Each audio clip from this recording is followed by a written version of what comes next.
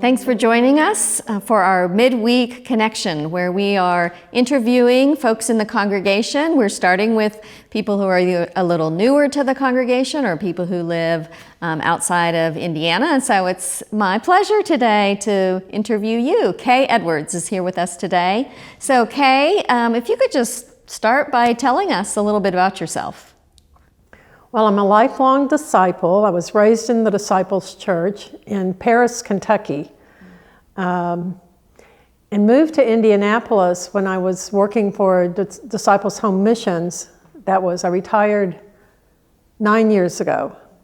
So we lived here for a part of that time. Though I worked there 17 years, I only worked in the office here for about 7 of those years. And then the rest of the time I worked in Virginia, where my husband was called to a church there. I am ordained in the Christian Church Disciples of Christ. And when my husband died 2 years ago, David Edwards, and we had talked about moving back here to be closer to grandchildren.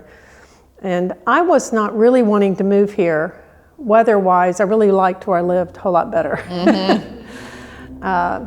But relationship-wise, I needed to be here. Okay. And when I would come back from meetings after we moved to Virginia and I was still working for DHM, I came here to church quite often if I was here on a weekend. Yes, you did. And really thought, okay, if I move back there, that's where I'll go to church. Mm-hmm.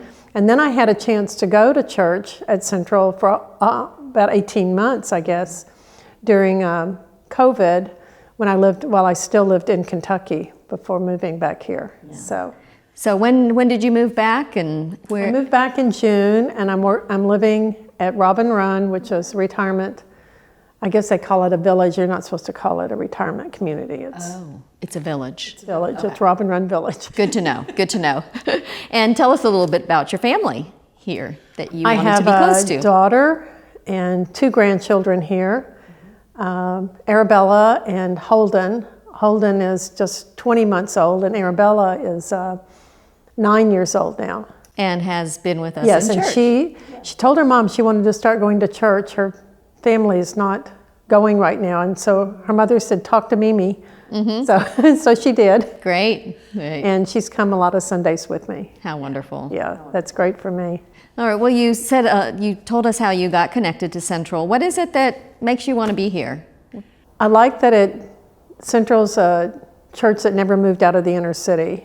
And I like a lot of the outreach programs that you all are involved in. I should say we, because I am officially a member now. That's right.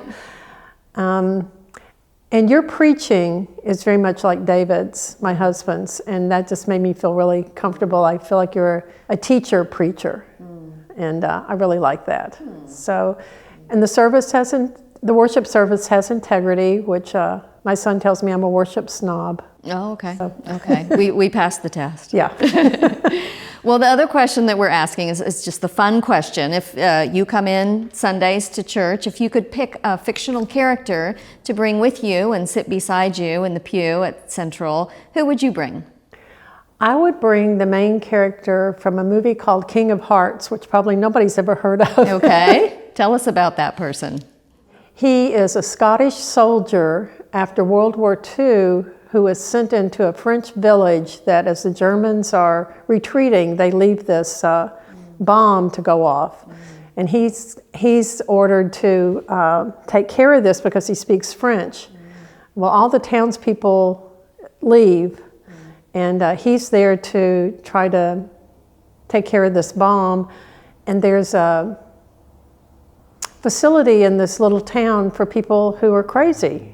And when everybody leaves town, they come out and inhabit the town. Okay. And the soldier is running away from some German soldiers, and he runs into the facility and they hide him, and they name him the King of Hearts. And it's an anti-war, but kind of a fanciful, sort of fun movie. So. Okay. Well, we would love to have him here. Well, thanks for being with us, and thank you for joining us, and be sure to come back next week when we will interview the next member of our congregation.